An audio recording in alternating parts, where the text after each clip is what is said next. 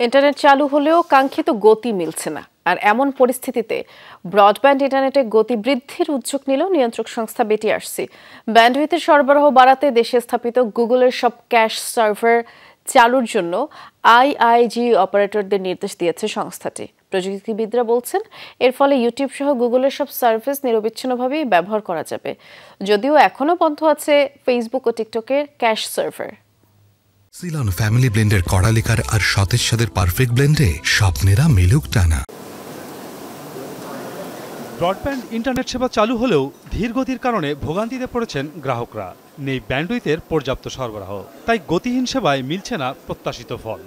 হয়তো কাজ চলে যাচ্ছে, বাট স্লো আছে। আমাদের কাজের স্পিডও আগের চেয়ে অনেক কমে গিয়েছে। আগে যে স্পিডে কাজ করতে পারতাম সেই স্পিডে কাজ আমরা করতে পারছি না আনফরচুনেটলি। গুগলের কোনো পরিষেবা স্বাচ্ছন্দ্যে নিতে পারছি না। ডাউনলোড স্পিডটা একেবারেই কম, আপলোড স্পিডটাও যথেষ্ট কম। দেশে বর্তমানে আন্তর্জাতিক ব্যান্ডউইথ ব্যবহার হচ্ছে প্রায় 6500 জিবিপিএস। এর 3000-এর বেশি জিবিপিএস ব্রডব্যান্ড ইন্টারনেটে, আর মোবাইল ইন্টারনেটের সরবরাহ হয় বাকিটা। এই মুহূর্তে মোবাইলে ইন্টারনেট বন্ধ থাকায় 3000 জিবিপিএস ব্যান্ডউইথের সরবরাহ থেকে বঞ্চিত গ্রাহকরা।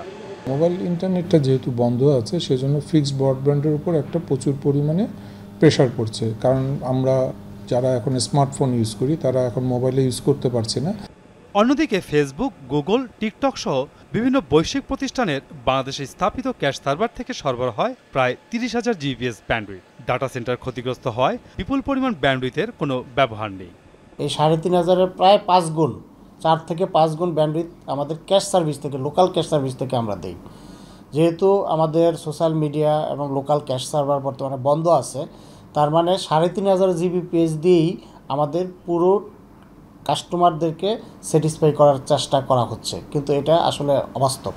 এদিকে ব্রডব্যান্ড ইন্টারনেটের গতি বাড়ানোর উদ্যোগ নিয়েছে নিয়ন্ত্রক সংস্থা বিটিআরসি। গুগলের সব ক্যাশ সার্ভার চালুর জন্য ইন্টারন্যাশনাল ইন্টারনেট গেটওয়ে অপারেটরদের নির্দেশ দেওয়া হয়েছে।